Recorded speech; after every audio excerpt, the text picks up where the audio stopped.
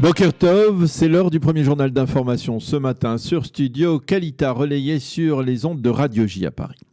Le gouvernement israélien a validé à l'unanimité hier soir les mesures restrictives prises dans l'après-midi par le cabinet restreint de lutte contre le coronavirus. Ces mesures sont entrées en application à l'instant, à 8h du matin, heure israélienne. Désormais, les rassemblements de plus de 50 personnes dans des espaces fermés comme des salles de fête, bars et restaurants sont interdits. Pas plus de 50 personnes également dans les synagogues fermées. Mais dans ce secteur, pas de changement, en particulier en raison des pressions faites ces derniers jours par le ministre de l'Intérieur et leader du parti Chasse, Aryeh Deri. Dans des petits espaces fermés et privés, les rassemblements de plus de 20 personnes sont interdits. C'est Benyamin Netanyahou qui a annoncé hier soir l'ensemble de ces nouvelles mesures. Il a expliqué que le gouvernement n'a pas eu d'autre choix que de les imposer en raison de l'augmentation constante du nombre de malades. Nous sommes obligés d'aplanir la courbe, a-t-il déclaré. Il a expliqué par exemple qu'en début de semaine, le nombre de malades quotidiens était d'environ 250 et qu'hier il a avoisiné les 1000. Nous avons validé ces mesures restrictives pour ne pas perdre le contrôle de la crise, a-t-il dit. Sur le plan économique, le Premier ministre a affirmé qu'il comprenait la détresse sociale de centaines de milliers de sans-emploi.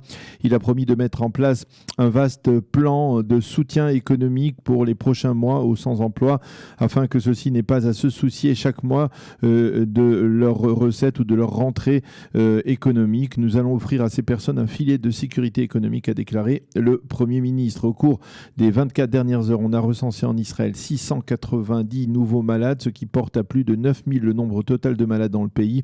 On recense également 65 malades graves, ce qui représente également une augmentation sensible et inquiétante du nombre de malades graves. Par contre, le nombre de malades sous assistance respiratoire, lui, n'augmente pas.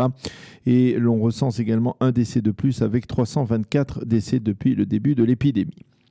L'Union des propriétaires des salles de fête en Israël a publié un communiqué hier soir dans lequel il affirme que la décision du gouvernement de ne plus autoriser les festivités de moins de 250 personnes, eh bien cette décision va porter un coup fatal à ce secteur qui a déjà été très durement touché par la crise. Nous demandons au gouvernement israélien, si vous fermez nos salles, dédommagez-nous.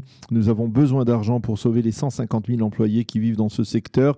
Et puis toujours dans ce contexte de crise, la compagnie El Al cesse tous ses vols commerciaux et de cargo. Elle a mis hier 500 employés supplémentaires, dont 100 pilotes, en congé sans solde. La direction a déclaré qu'elle a dû prendre cette décision après que les pilotes aient refusé de piloter des avions cargo de la compagnie. De facto, El Al est aujourd'hui quasiment fermée. Sur plus de 6000 employés, seule une centaine continueront à gérer la compagnie qui a perdu depuis le début de l'année 140 millions de dollars.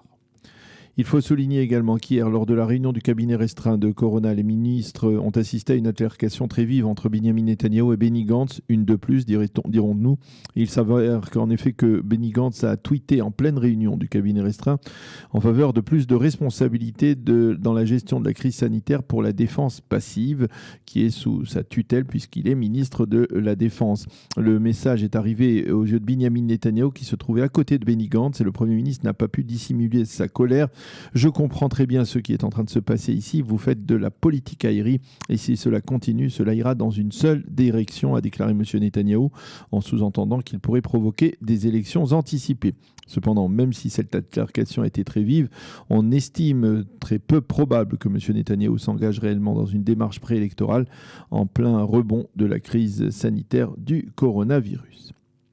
Et puis, très terrible drame la nuit dernière en Samarie. Un jeune adolescent israélien de 17 ans a été repêché sans vie d'un puits d'eau de 5 mètres de profondeur dans lequel il avait apparemment voulu se baigner avec deux de ses camarades. Ces deux derniers ont été repêchés vivants après avoir passé 6 heures dans ce puits dans la région de Kdumim, mais leur camarade donc n'a pas survécu. La météo pour terminer ce premier journal d'information. Le temps sera très chaud et sec aujourd'hui et encore plus chaud demain pendant le Shabbat. Il fera aujourd'hui 32 degrés à Jérusalem, 30 à Tel Aviv et 43 degrés à Eilat. C'est la fin de ce premier journal d'information sur Studio Kalita.